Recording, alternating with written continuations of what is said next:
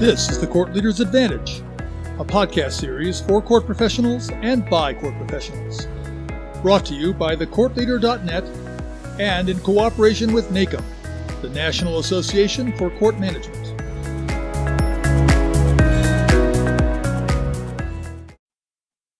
Obtaining customer feedback. Obtaining usable feedback. Obtaining enough of it to be able to rationally modify court programs. All of these are major hurdles. And yet getting good customer feedback is so important. It's important to complete the loop, to plan, to act, to check results, and then to refine. And this effort has been made all the more complicated by COVID. LaGratta Consulting, with the backing of the State Justice Institute, developed the Court Voices Project. It piloted 12 courts from around the country. These courts collected real-time feedback from staff and court users about their pandemic experiences and their ideas. Some of the questions Court Voices tried to answer include: what percentage of court users preferred virtual hearings and why? Have court users found new communication channels like phone banks and online chat features to be more convenient and more accessible? And what ideas do line staff have for improving court practices? I'm Pete Kiefer, and welcome to the Court Leader's Advantage podcast series. This month, we're looking at court customers and how we collect feedback from them. Some of the topics we'll explore include: how do we obtain more and better customer feedback? Why should court leaders focus on better ways to obtain it? What have courts been able to do with more enhanced feedback? And what advice do these panels have for the rest of us? I'm joined today by the Honorable Clemens Landau, Judge with the Justice Court in Salt Lake City, Utah. The Honorable Timothy Coleman, Judge with the Municipal Court in Toledo, Ohio. James Cho, the Court Administrator for the Municipal Court in Boulder, Colorado. Devon Kissick-Kelly, Deputy Court Administrator for the Municipal Court in Boulder, and Emily LaGratta with LaGratta Consulting. Thank you all for joining today's podcast.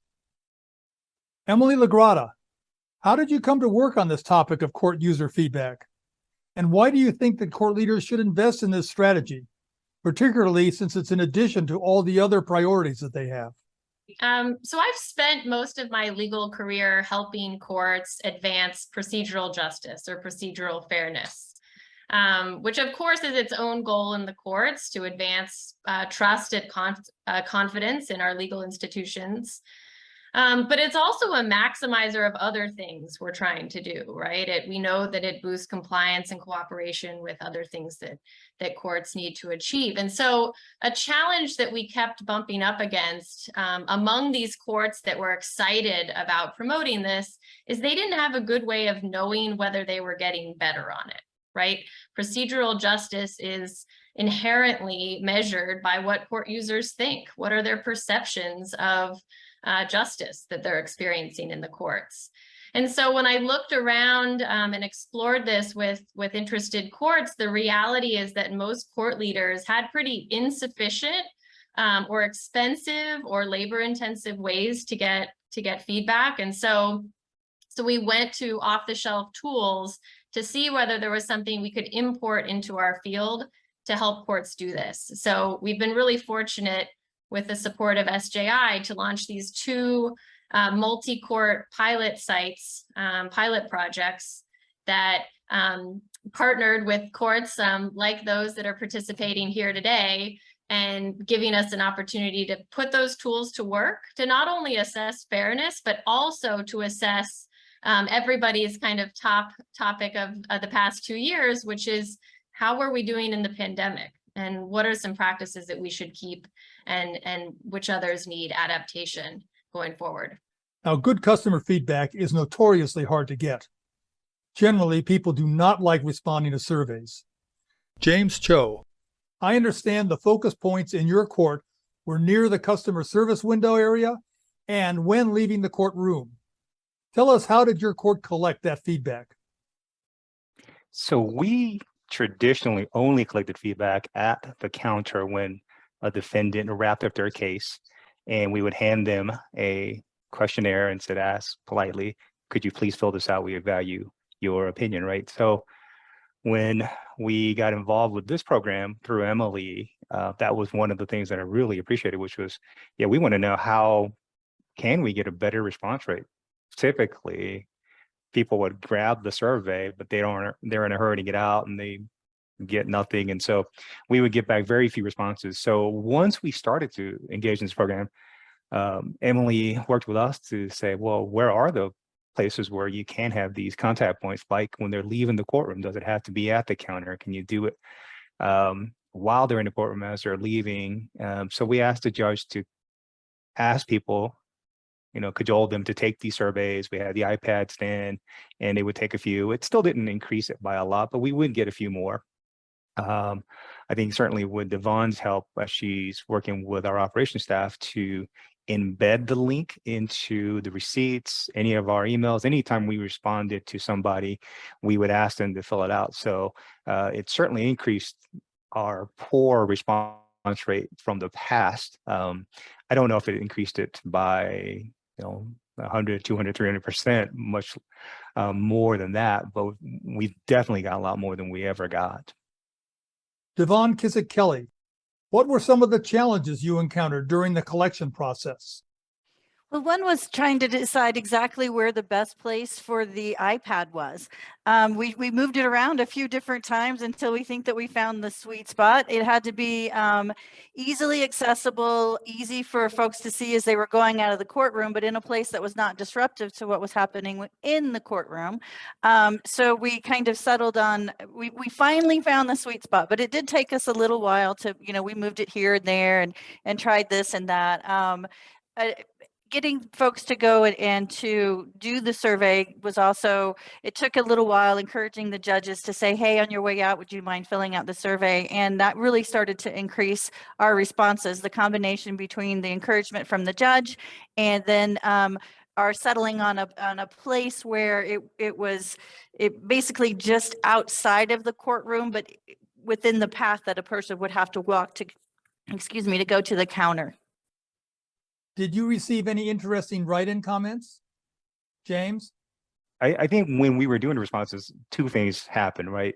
One is there's stuff that we get back which says, oh, it's a confirmation of some of the stuff that we're doing well. Great, let's continue it. And other things that for me, I didn't even realize. Obviously, again, we went to a virtual world and I thought this is great. Why wouldn't anybody want to come to court virtually versus actually going through, again, as George Lundell alluded to, security, driving, taking their time out of the day and actually coming physically. And so my thought was, well, everybody wants to do this virtually. But some of the responses, and Emily pointed this out, even in some of the other courts, was, no, there is a segment of the people who actually want to come to court. They want to talk to the prosecutors face to face. They want to see the judge. They think they're going to get a better deal or just more human contact. And had I not gotten that response, I never would have thought that. I thought everybody would have just appreciated the convenience. So that was interesting. One that did come out as we went to more virtual, as we had some people in the court, some people virtually. One of the things that I never knew was the people who are on virtually couldn't see all of the courtroom. So they didn't know what was going on. They didn't know how many people were in the courtroom. They didn't know when they were going to get called versus when you're sitting in the courtroom, you kind of get an idea. There's 20 defendants, here's what's going on. And so one of the suggestions that one of the defendants had was, in our responses was, as a virtual defendant, could we be given an update as to where our case is or how many people? So we asked the judge, yeah, could we just say, kind of like what they do at some places, like, here's the next 5 people that are going to be called, or the host chat somebody and say, you're about 30 minutes away. At least it gives them a little bit of reassurance that, oh, okay, things aren't moving along. They haven't forgotten about me, or, where am I? Judge Landau, one of the primary reasons to obtain customer feedback is to refine existing programs. Tell us what changes to programs in your court you've been able to make based on the feedback you've received. What's been great about the pandemic, and there's not a lot, but one of the things that's been great about the pandemic is we have better lines of communications with the end users of our products. So whereas 3 years ago, no one would ever, after waiting for 3 hours in my courtroom for a quick hearing just to learn something procedural has happened and they need another hearing in 6 weeks, they would rarely say, you know what, Judge, here's what I think of what I had to do here today. Let me give you a rating on a 1 to 10, whether I enjoyed coming here for 3 hours just to learn after 3 hours, after I fed the meter 3 times, that my case is being continued.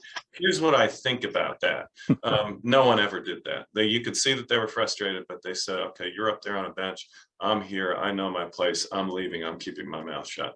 On WebEx, which is the platform that the state of Utah uses, much to some judges' chagrin, I don't mind it too much. We get an earful whenever something goes wrong. So there's a much more natural feedback mechanism that we have now because people aren't intimidated by us anymore.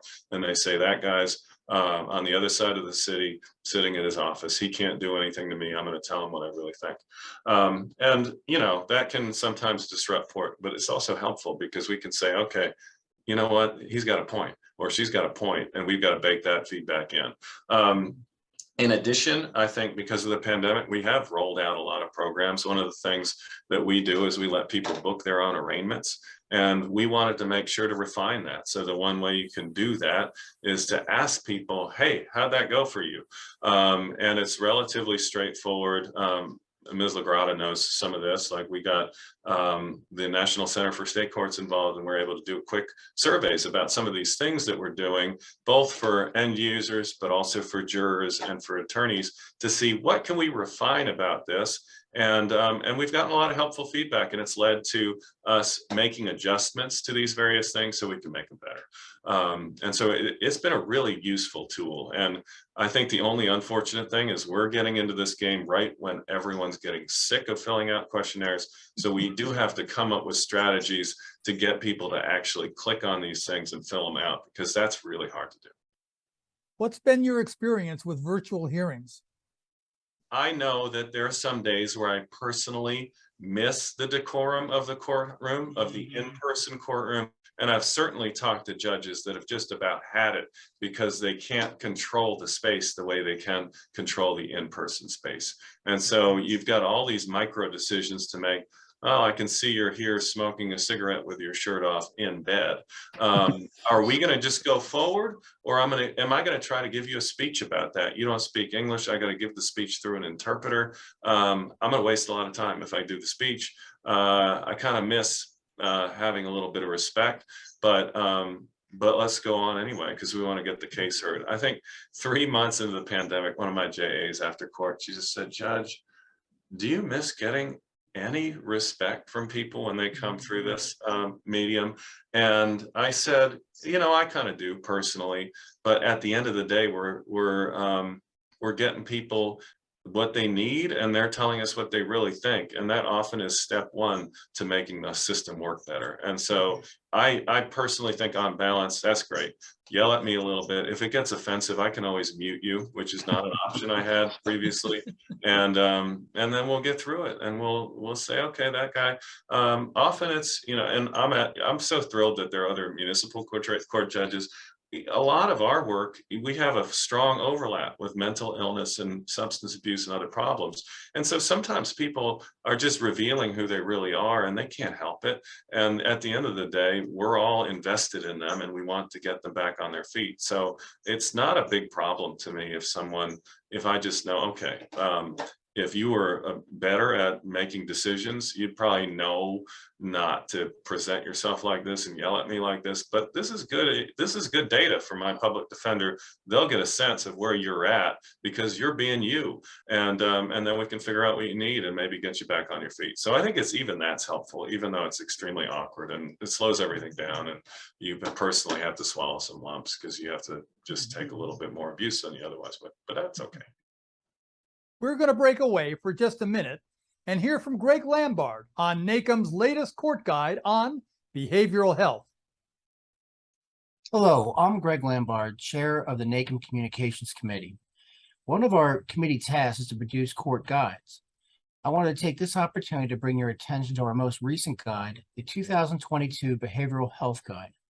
I think you'll find this a useful primer on the subject. There is an assessment of the issues and concerns in this area, a listing of the various kinds of collaborative responses, techniques, and programs in this area, a discussion of the types of training that are available for judges, court staff, and system partners, and a thorough listing of resources and organizations that are part of this work. The guide is available on the NACM website, nacmnet.org, free of charge to NACM members and only $10 for non-members. Please take a moment to check out the guide. Thank you very much. Thanks, Greg. And now let's return to our panel discussion.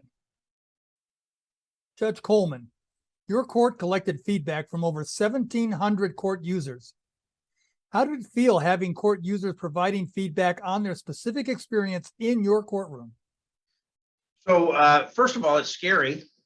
You don't know what these people are going to say, but you know some of it isn't going to be pretty. That's just a fact. Courts are challenging places to be in.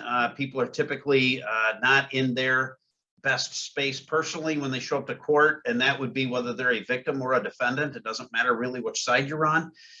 And so when you go to the public and ask for feedback, you're opening yourself up. You really are.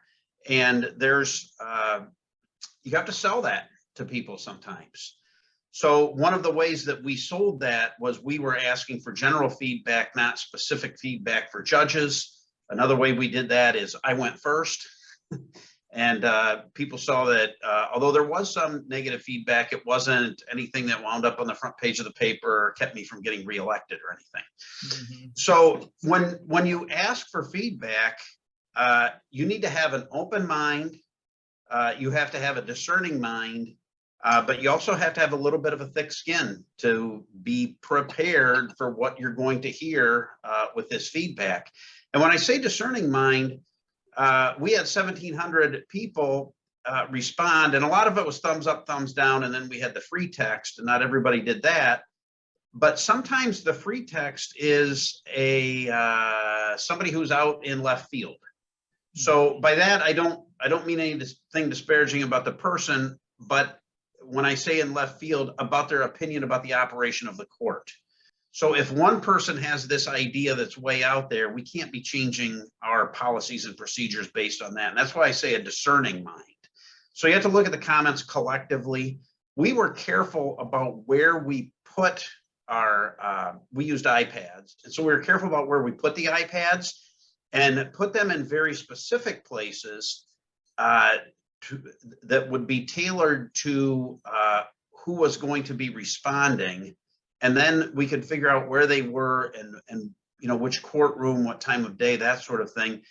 And then use a discerning mind to figure out what are we going to do with that information and try to figure out, okay, what of these comments represent the general population? What is just one person who had one particular opinion?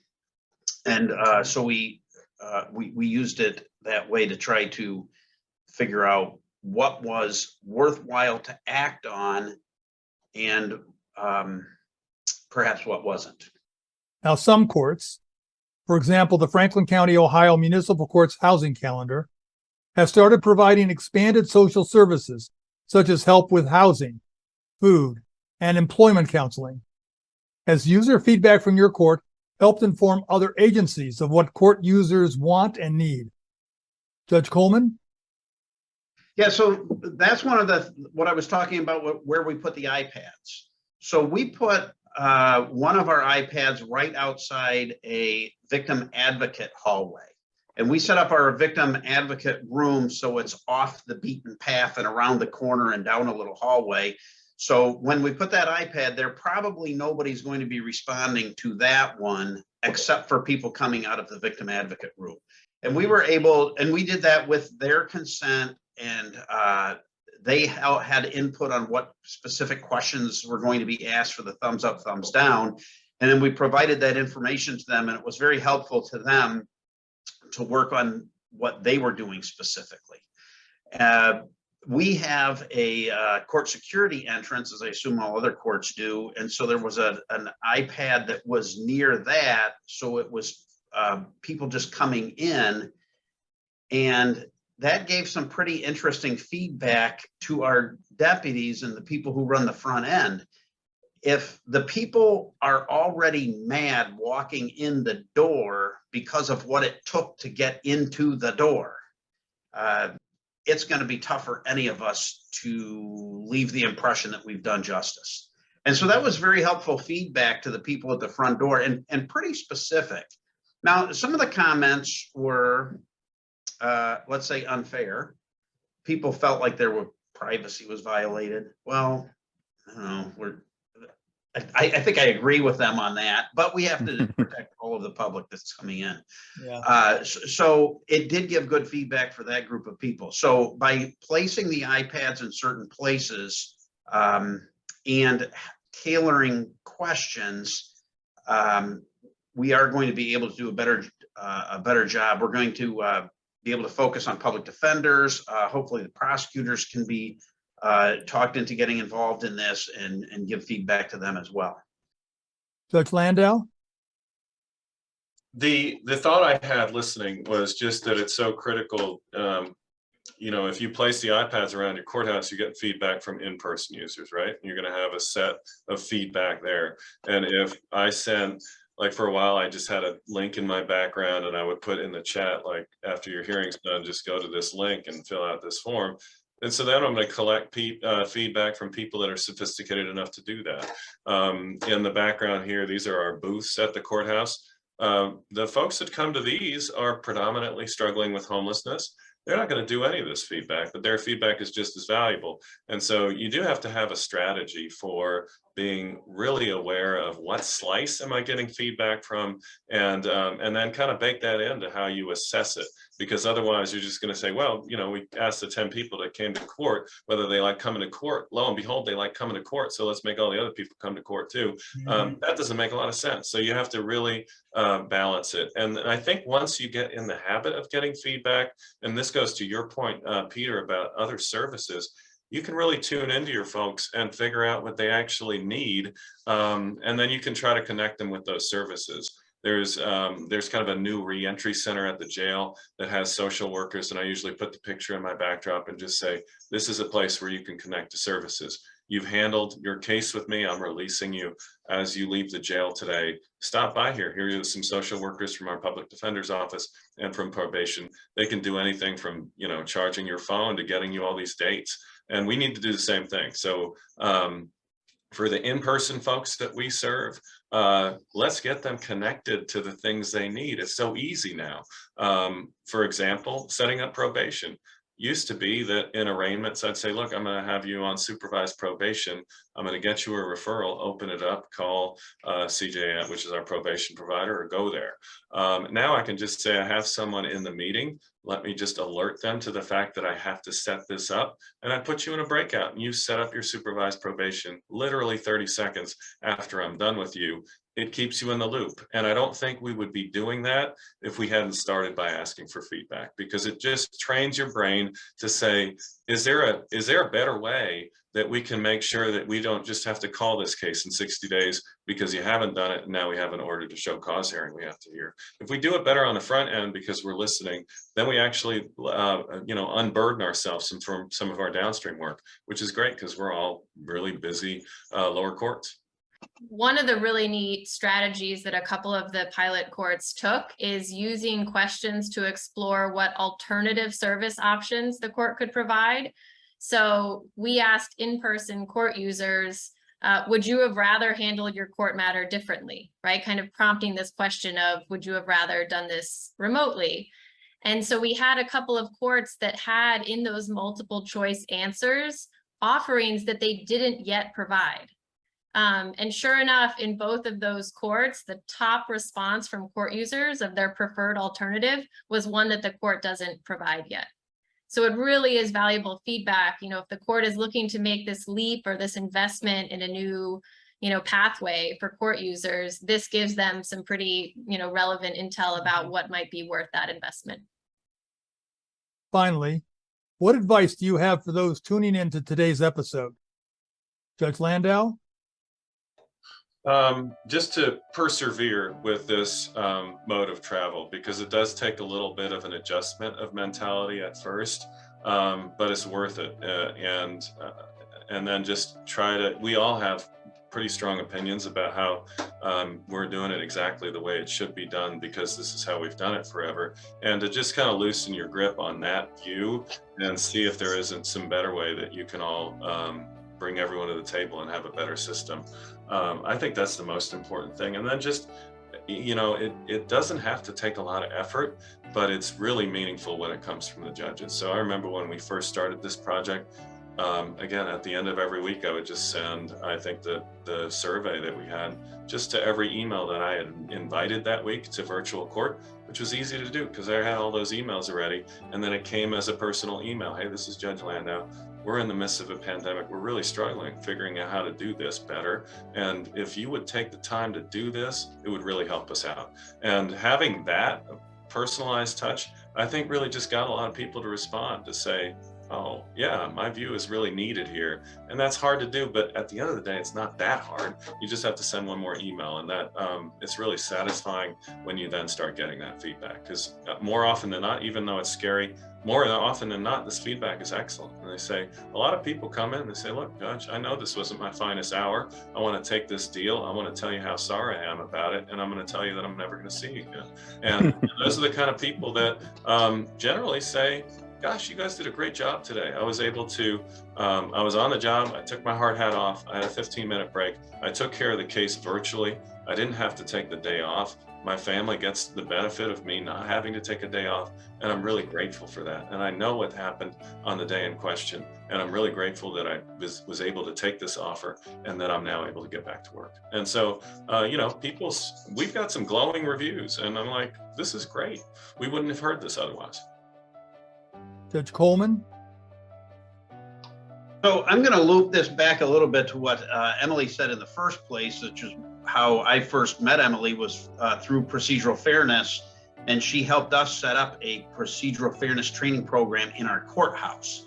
So my advice is to keep in mind that how people respond to feedback has everything to do with the culture that they're in. So our court culture really determines how people respond to feedback, whether they're open to it, and then also how they respond to it. So we have trained everybody in our courthouse, including all the, not just the judges division, but all of the prosecutors, all the public defenders, a lot of the defense attorneys, victim advocates. We've trained them all in procedural fairness. So the main tenets of procedural fairness are neutrality, respect, and trust, right? And voice. So voice is the feedback. And so if we have a culture in our courthouse where people really value voice and really give others an opportunity to be heard and then actually listen to that, then having this feedback and making that valuable and using it to make decisions about how to operate the courthouse will really work well. So when we did procedural fairness, there were some people who did not want to be there, and they sat there like this, and they gave me their feedback. None of those people are willing to look at any of the feedback we got from any of these iPads. And that's their culture. Now, we understand that, and we can work around that. So that gives us an idea of what can we successfully implement as far as a change based on the feedback we got. I know who sat there in procedural fairness like this with a scowl on their face, and I know that I'm wasting my time trying to use this feedback to change them. So we change around them. And understanding that the culture affects how people are going to accept feedback and what you can do, that I think is very important. James. Yes, I think exactly what the judges already talked about is great. But I guess my first advice for anybody who wants to start initiating or engaging in this work is to contact the LaGratta Consulting Group. I know that had Emily and the consulting group not reached out to us, or at least solicited us, I don't know that Devon, myself, and the judges as a management team would have actually put much more thought into this. Obviously, like all the other courts, we were switching just to respond to the pandemic, how we did business. But I think I still would have thought, well, people like the judge alluded to earlier, are just survey fatigued, right? So like, they just don't want to answer our surveys because they're just tired of answering surveys versus what could we have done better to get a better response rate. And I think Emily and Emily's group really helped us figure that out. And even just what Judge Coleman just talked about, like strategy as to where you place stuff and who are you going to do the surveys for and all that. And I think Devon and I specifically, because we are a small tenant in the larger Justice Center, we strategized and said, well, we don't want to put it near security, or we don't want to put it just somewhere outside the building. There's going to be more traffic, albeit, but we don't want a bunch of people coming in here and confusing us with the rest of the Justice Center and everybody else that they're doing. So we contained it to really just the proximity where we are. So, and maybe now looking at it, listening to Judge Coleman, maybe we should have done it. Maybe we should have gotten more.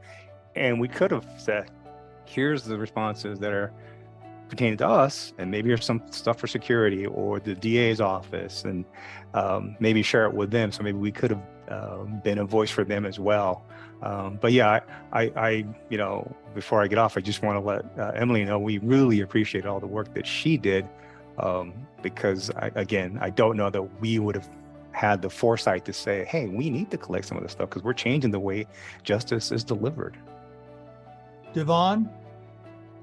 So first, I completely and totally agree with James as far as Emily and the assistance that she gave us. It wasn't just the just this ability to collect the data, but it was also the fact that she had this expertise in how to ask a question to solicit the answer that you're really trying to get. I think in our attempts in the past, we lacked that expertise. We did the best we could as lay people, but having someone who had a deeper understanding of research really benefited us. As far as advice for folks, I would say, like, don't be afraid of feedback. You're going to get some negative things, but you can use those negative things to turn them into positives for your court. You're also going to get some positive things that are going to make you feel good about your job and what you do. You can share those with staff so that they can continue to feel part of the mission. And really understand the impact that they're having in people's lives. I mean, I think, as everyone has said, working for the court can be hard. Not everyone's thrilled to be here. So when we do get that positive feedback, or someone says, you really helped me with this, or, you know, you made a difference in my life today, and we can pass that on to staff, that helps us keep everyone lifted up with our eye on the mission.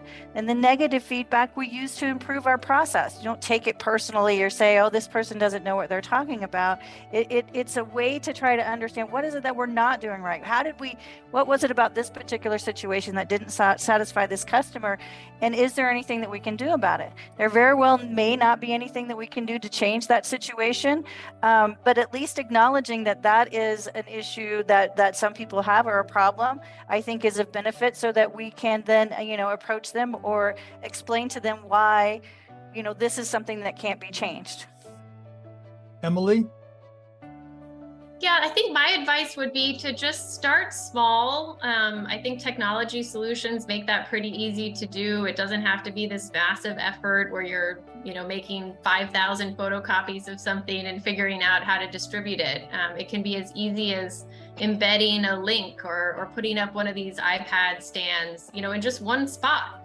And think about what, you know, a couple of questions you might want to ask. You don't have to try to, you know, boil the whole ocean. Just start somewhere. And to Devon's point, you know, you have to be brave, but I can tell you that in all the studies that have been done on, you know, the public's perceptions of the courts and specific court users' perceptions of the courts, the majority of people rate the courts favorably, which is maybe amazing, right? It dispels this myth that just because they're maybe not wanting to be in court that day, that they can't assess the experience they're having. And so I think, you know, that bravery, I hope, will be rewarded by seeing that most of the feedback you get really will be positive, or at least constructive. So I hope that's a reinforcement that you'll get right away. And last but not least, I would just remind people that even with low response rates, if you make that invitation for feedback really visible, you are giving people voice, right? You are showing that the court values their input, values their opinion. The court's interested in making this a better experience for everyone. So even just that message alone you're working to boost trust and confidence in your courts. So that's a bonus. I want to thank Judge Clemens Landau, Judge Tim Coleman, James Cho, Devon Kissick-Kelly, and Emily LaGratta for joining us today and sharing their experiences on obtaining customer and staff feedback. We know how difficult it is to collect, but how vital it is for keeping court programs fresh and relevant. As always, my thanks to you court professionals tuning into today's episode. You are on the front line in the quest to obtain good court user feedback. It is your work at gathering this important data and sharing it with decision makers that allows court programs to grow and adjust to changing times. Thank you. Join us on Tuesday, October 18th, for another episode dealing with the issues facing our courts. This has been the Court Leaders Advantage podcast series. I'm Pete Kiefer, and thanks for joining us today.